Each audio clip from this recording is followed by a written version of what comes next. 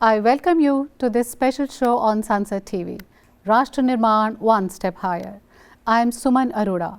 In this program, we'll uncover how our premier institutions can empower students and young professionals to become leaders, innovators and change makers, preparing them with the tools to tackle the challenges of the modern world and be a part of India's growth story based on Prime Minister Narendra Modi's vision of the Vikasit Bharat at 2047. Today, we delve into the vital role that the premier policy think tank of our country, Niti Ayog, plays in shaping not just individual lives, but the very fabric of our nation. Join us as we celebrate the power of education and its profound impact on nation building. Together, let's explore how investing in learning today creates a stronger and more resilient society tomorrow. We are going to have a very informative session today with our distinguished guest who is joining us on this special broadcast. I am pleased to welcome Mr. Suman Bery, the Vice Chairperson of Niti Ayog. Thank you so much, sir, for joining us today. I welcome you to Sansad TV. Well, it's a great pleasure and privilege to be on this channel. I watch Sansad TV a great deal when Parliament is on, but also for your special program, so it's an honor to be here. Before we take this conversation forward, let's have a look at this report first.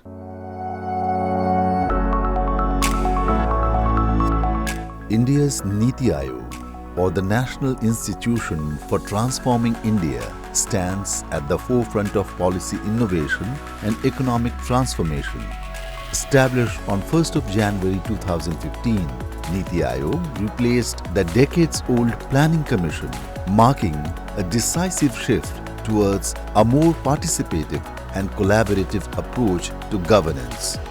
Guided by the vision of Prime Minister Narendra Modi, Niti Ayog serves as the government's policy think tank, fostering cooperative federalism by engaging with states and union territories to ensure India's holistic development.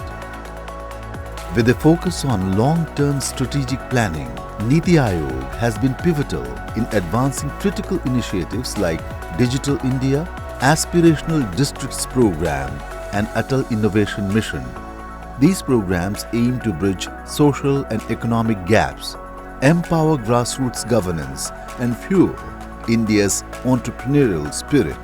Niti Ayog also spearheads policy frameworks in areas like healthcare, education, infrastructure and technology adoption, ensuring India remains a critical player in the global economy. With its emphasis on data-driven policy making, Niti Ayog releases comprehensive reports, including the SDG India Index, helping monitor and guide India's progress towards the United Nations Sustainable Development Goals. As India marches ahead in the 21st century, Niti Ayog remains a pillar of innovation, collaboration and transformation, shaping the nation's destiny and ensuring inclusive growth for all. Sir, Niti Ayog's main role is to serve as a policy think tank, providing strategic direction and technical guidance to the government. So, what is the broader vision of the organization and its role in advancing India's socio-economic landscape? Well, let me indicate that I'm Vice Chairman and Prime Minister Modi is the Chairman. And in that sense, we exist to realize his government's ambition. As you know, the same building used to house the Planning Commission, and the Planning Commission worked very much through 5-year plans. Niti Ayog has done various medium-term kind of vision exercises in the past, but I would say since I got here in May of 2022, really we have been working with other parts of government to try and think through what it means to be Viksit Bharat by 2047. So, as the Vice Chairperson of Niti Ayog, your leadership has had a profound impact on policy decisions. How your academic background and career experiences have polished your approach towards policy making, especially in education and skill development? I think there is a difference between being a policy commentator and being a policy maker. And from that point of view, I consider myself only to be in a policy role since I came to Niti Ayog. Before this, I was in an advisory capacity. But I would say that in many ways, the start of my journey was at the post-graduation level when I went to a 2-year master's program abroad at Princeton University, but there are similar programs here, in what was called public affairs. Since then, I have worked largely in the knowledge or the public sector, but I did have 4 years as the chief economist of Royal Dutch Shell. And so I would say that what was very important to me were my 2 years of policy education. But I started off in the World Bank, and the World Bank is a very good laboratory or training school for understanding the world of policy. Right. So you are a development economist. What do you think are the key challenges that are facing Indian universities and educational institutions in providing our students for the future job markets, especially in emerging areas like AI, data science and sustainable development? Let me draw a distinction between diploma institutions like business schools, like engineering colleges, medical colleges, and universities, particularly those who come under the UGC, who are allowed to give degrees, because I think the situation is quite varied and quite different. So I think one of the big successes of India has been at the state level and to some extent at the central level through the IITs to respond to demand through the enormous expansion in engineering colleges. Now, these are diploma-giving institutions, even medical colleges. And as a consequence, they have been responsive to demand. Now, universities, I think, come now in 3 or 4 categories, and I would make the point that education as such, and particularly state universities, these are all subject to, they're within the decision making of the state. So the state, individual states have an important role to play. So I would say that leading central universities, the IITs, are doing a very good job. I would say that the issue is more in the state universities, where there has tended not to be a research culture, but there needs to be. And a lot of these state universities are under-resourced. And we at Niti Ayog, under my colleague Dr. V.K. Saraswat, have been engaging with universities at the state level because that's obviously where the large proportion of graduates are going to be, to impart a research culture. Now, what your questions on AI, etc., are partly about research, but also partly about teaching. And I think the important point is that to keep afresh with in the curriculum, I think faculty also have to be doing research, otherwise it's just book learning. Yeah, but strategic direction is being provided by Niti Ayog to states also? Well, at their request. I mean, each state is a, if you like, a sovereign entity or a self-contained entity. They look to their chief minister for political guidance.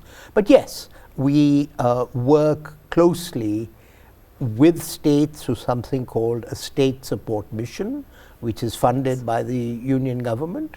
We also have strong relationships with the chief secretaries of states. But in the education area, I think we are still in the process of developing relationships with the state universities. Right. So, as India moves towards a knowledge-based economy, what should be the role of higher education institutions in fostering entrepreneurial mindsets among students?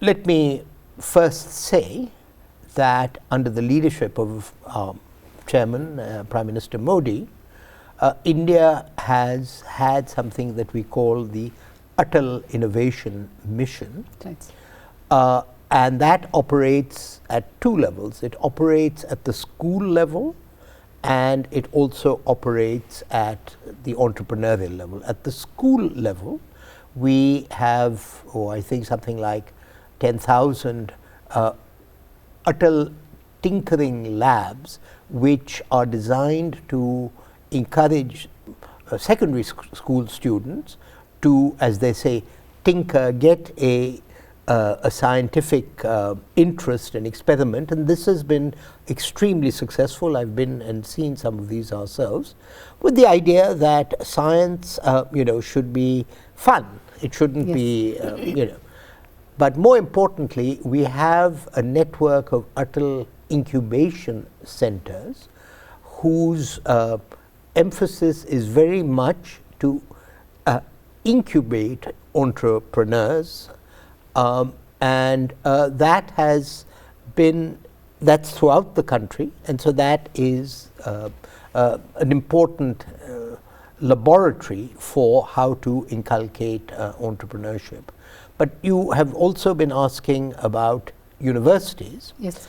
I think there is an important transformation that the Prime Minister wishes to happen, that up till now universities have really, the degree granting universities, particularly in arts, but to some extent in sciences, have dedicated themselves to preparing students for government jobs, because that's the demand. Everybody wants a government job. I think Prime Minister is rightly saying that, look, the future is going to be about entrepreneurship, Yes.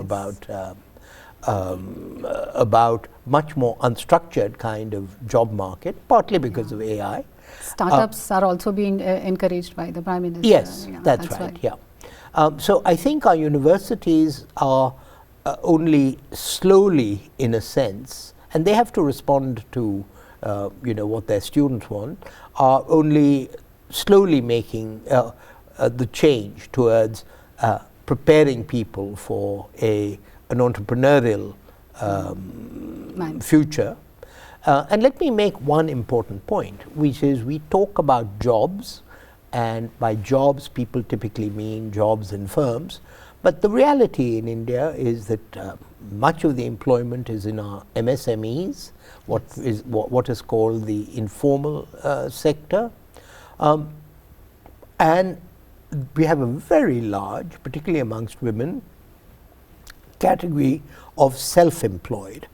And so I like personally to use the term livelihoods rather than jobs, because jobs is, the idea that you go to a fixed place and, if you can get something like that, but that is not, that's not what the future world of work is going to be. Yes, anywhere yes. in the world. Yes. So there is a growing demand for interdisciplinary learning and innovation. Like, what steps can our universities or educational institutions take to ensure that our students are well prepared for the future, especially in the rapidly changing world scenario? The question of, in the 21st century, whether this should come from the university or whether it comes from natural curiosity, I think is an open question. What do I mean by that? What I mean is that the new generation, the generation of Amrit Kal, actually gets its stimulus from university, but also from social media, from face-to-face, personal interaction. And actually I find that at all levels of society, because we are a conversational culture, people tend to be quite aware of what's going on around them politically, socially, economically. So I wouldn't put that burden only on universities. I think the role of universities should really be to teach well and to create a research culture. Yes, there are interdisciplinary programs. So, for example, I think a private university like the Azim Premji University in Bangalore particularly focuses on interdisciplinary approaches for problem solving in in India's social sectors. So there is a role for that, I think. But I would say that doing a better job of teaching the core subject for until the postgraduate level is probably just as important in raising the standards of the teaching. Right, sir. So, Honorable Prime Minister has been laying a lot of focus on quality education and skill development and capacity building, and that too also in rural areas and underserved regions of the country. Could you share something about that? Well, again, the way this works is that the government has national programs, for example, for particularly vulnerable tribal groups and other there are very substantial scholarship programs as well for not only tribals but more broadly. So these are centrally sponsored schemes. Now it's up to the state, the individual states, to kind of implement these. And depending on the state, there is, and depending on the scheme, because there are also central sector schemes where the government assumes the entire fiscal burden. These are schemes that exist, but it is a mistake to think that all of the pressure needs to be on providing the opportunity. A lot also depends on the individual, their immediate family and their employment opportunities, because the fact of the matter is that in the truly, as it were, disadvantaged parts of the country, the income that children bring home or the adolescent bring home is important to the family. So I think that the decision to continue with education is also an economic decision. It's not only a question of the right facilities, but I would say that the big achievement of this government since it's been in power has been to attain almost 100% enrollment ratio at the primary level, high levels of enrollment at both the secondary and the university, tertiary level. So there is a great deal that's happening, which by the scale of it is necessarily inclusive. So I'm saying that the broad thrust of policy has been inclusive, and then there are specific programs for the backward regions and yeah. So it's good that the government is doing so much, and the students also have to make their own efforts and remain curious and work hard so far as learning is concerned. So in today's world, internships and real world experience hands-on projects are very important. Is Niti Ayog offering any internships or any training programs, especially in the areas which align with India's development goals like governance, sustainable development, policy, research, public service? Well, Niti itself, yes, has a continuing internship program which is completely transparent. It's on our website, and what it consists of is people who are selected being assigned to our so-called verticals. As with any internship program, you learn by in a sense, being in the room and sometimes being given specific assignments. We also have so-called young professionals who are recruited for 2 years, but the Niti internship program actually also applies at the undergraduate level. The young professional program is at the postgraduate level, and that's a fixed assignment. It's not an internship. I do want to make one important point, because as you know, the Prime Minister in the last budget announced an extremely ambitious program for internship in the 500 leading corporations across a variety of sectors, which is that corporations need to have a culture, or organizations need to have a culture to use interns well. Okay? Because I spent a long time, almost 30 years, living in the United States, and I would say what I learned there was the whole society believes in internships. And what is the deal or the bargain? The bargain is that you train somebody in return from them working extremely hard. Whereas when I first came to India, the reaction I tended to get in my first institution was, look, why should I bother to train somebody, who knows relatively little? What's in it for me? So it's almost like a social contract that India needs to have with its youth at the corporate level, and which is that, there's nothing more distressing than a youngster who comes full of hope and optimism and is just left to have chai and sit. So, this is a big cultural change. I would say that one set of societies that does this well are the Northern Europeans, because their apprenticeship schemes, which are somewhat different from internship schemes, are very well integrated into the work culture of the receiving organizations. Yes. And that's really what you want. Yes. So given your extensive experience with the global institutions and think tanks, and you have been working in economics and international development and policy making. So what would be your suggestion to the youngsters? What has been your career journey, whether there was a role of internships or any mentorship, anything, what has been your career path that our students of today can learn from?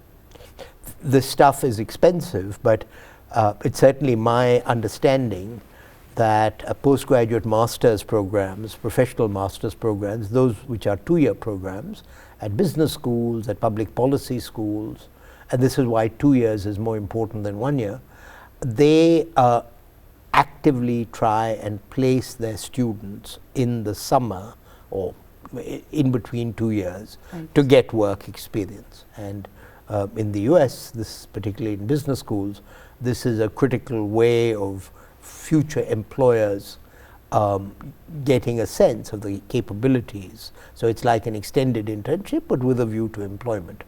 In my own case, I did have an internship, but it was not with a view to employment, but it was, even though my graduate school was in the US, it was in India, in a part of Gujarat, Talala district, looking at something which again, is very important to me now, which was district level planning. So yes, that was all part of the formative experience. But what I would say is more important is that even though I had only 2 years of academic training, I think having in economics a respect for economic theory and understanding what academics are saying, even if you're going to be a practitioner, is quite important. And I think it's very important to recognize, even in government service, IAS officers, they are not using the skills, but the number of them who have been at IITs, etc. So I think a solid educational foundation is important. I think the second point I would make is that you need a background in theory to structure a problem, but then you need good communication skills, because the policy maker, which perhaps I would consider myself now, doesn't want the as it were all the theoretical background, but he needs to know that the problem has been examined from various ends, but he wants to know, or she wants to know, what to do. And the final point I would make is that in democratic politics, probably in politics under all systems, people are not only interested in the right thing to do, they're interested also in tactics. So how do you make things acceptable? And also, who is going to get hurt? Because there are often reasons why things don't happen, because there are existing lobbies, existing constituencies. And I think that there's an obligation to try and do that next level of analysis to find out, okay, the society will gain, but some people will be hurt. What are we going to do about them? So that's the whole package, I would say, that, sort of a lifetime in working in this area, those have been some of my conclusions.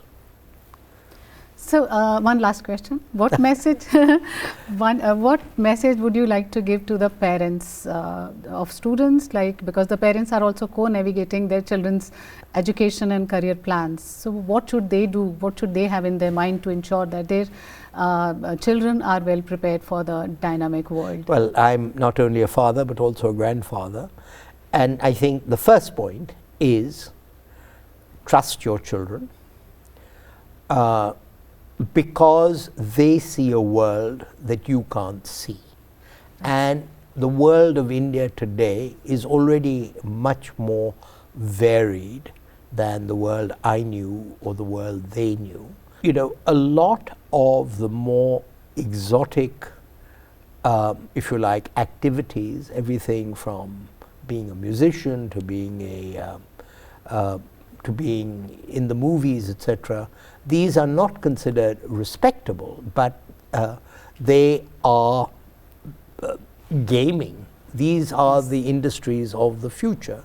And their children will become aware of these opportunities well before they are. So that's what I mean by trust your children, but don't let them go berserk. I mean, I think a strong foundation for India is the family and respect for elders, etc. But that should not become a straitjacket. Right, sir. All good things come to an end. We have come to the end of this session. Thank you very much, sir, for joining us today. It has been a personal delight to hear such invaluable insights from you. We are all working for the youth of this country. They are the basis of our Amrit Kal, and for Sansad TV to have given me this platform to address the youth of this country, I consider a great privilege and honor. So I need to thank you and your organization. The key takeaway is collaboration between educational institutions and industries can unlock innovation, nurture talents, and drive progress. Students need to remain curious and work hard, and industries are to come forward and mentor them. Viewers, hope you enjoyed the show. Until next time, stay motivated and keep learning. Thank you for watching.